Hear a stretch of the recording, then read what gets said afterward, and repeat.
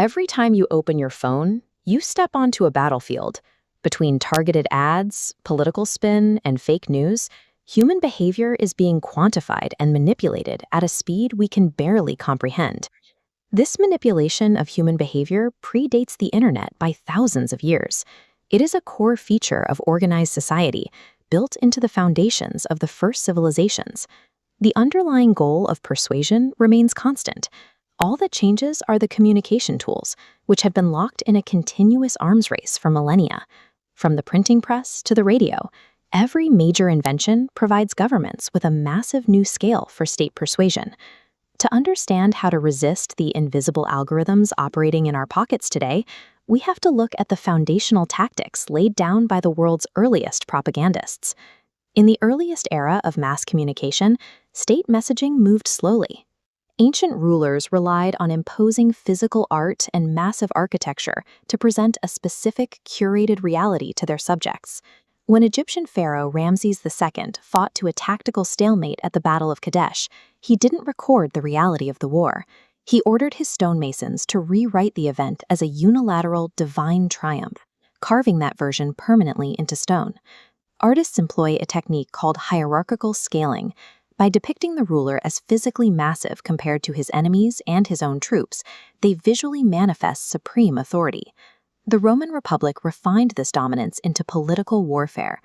Rivals like Octavian and Mark Antony used a rhetorical genre called vituperatio to engage in coordinated character assassination, permanently ruining the reputations of their rivals. This era of propaganda relied on physical dominance and permanent monuments to crush dissent and slowly rewrite history over generations. In the 1450s, the invention of the printing press stripped away the geographic limits of the ancient world. Holy Roman Emperor Maximilian I was the first ruler to exploit the press. He used reproducible woodcuts to mass-produce his personal image, stirring patriotism across his empire with reports that reached the public before his enemies could respond. For the first time, print allowed specific ideological factions and religious groups to mobilize rapidly without the need for massive stone monuments.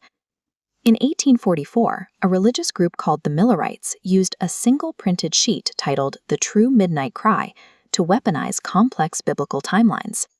The authoritative look of the printed page legitimized their fringe arguments, creating a unified mass movement in a matter of weeks. Napoleon Bonaparte pushed print warfare further by secretly planting pro-French articles in foreign enemy newspapers, projecting an image of liberty while his armies prepared to invade. The print revolution turned persuasion into a portable tool.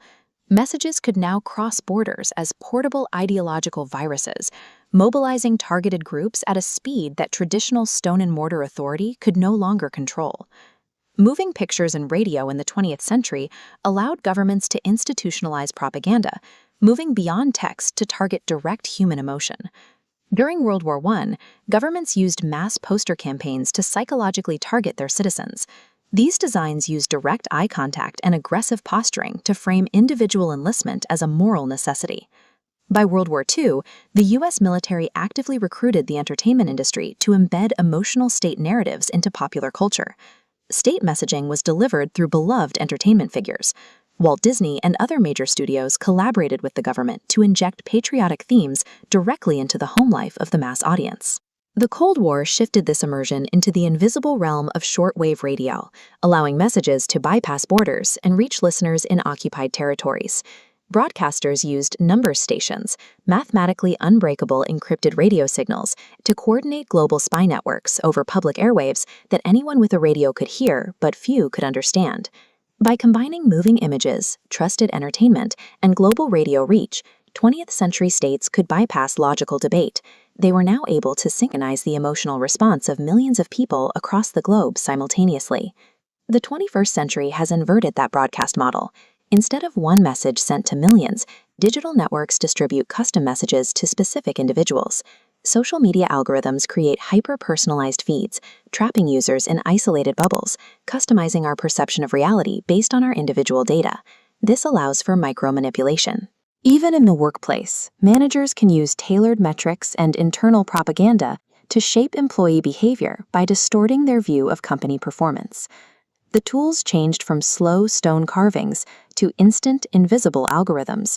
But the objective remains identical to Ramses II's monuments: the control of perceived truth.